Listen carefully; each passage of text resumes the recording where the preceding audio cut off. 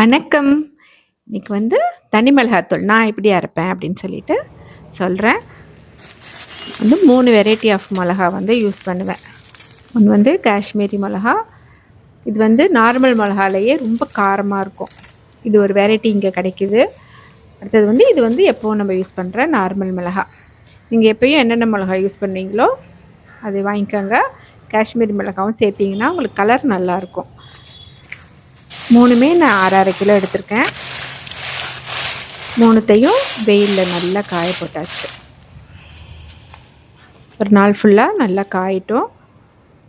நான் எப்போ மிளகா காய வச்சாலும் ஒரு மிளகாயோட விதையை எடுத்து சும்மா இந்த மாதிரி மண்ணில் போட்டு வைப்பேன். அதில் குட்டி குட்டியாக மிளகா செடி வரும். அது எப்படியும் கொஞ்சமாவது காய்க்கும். எப்போ மிளகா காய போட்டாலும் சரி, ஒரு பழக்கமாக வச்சுருக்கேன். பார்ப்போம்.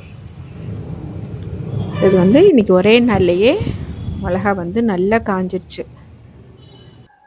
இது காஞ்சிருச்சான்னு பார்க்கணுன்னா நீங்கள் எடுத்து இப்படி உடச்சி பார்த்தீங்கன்னாக்கா இப்படி நொறுங்குது பாருங்கள்.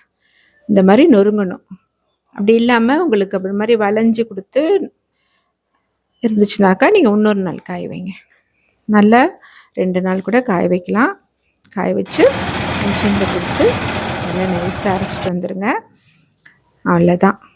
இது பாட்டிலில் ஸ்டோர் பண்ணி வச்சுக்குவேன். எனக்கு 1 இயருக்கு இந்த மிளகா நான் ரொம்ப யூஸ் பண்ண மாட்டேன். தனி மிளகாத்தூள் எனக்கு 1 இயருக்கு வரும். பாதி ஃப்ரிட்ஜ்லேயும் பாதி வெளியிலையும் வச்சுருவேன்.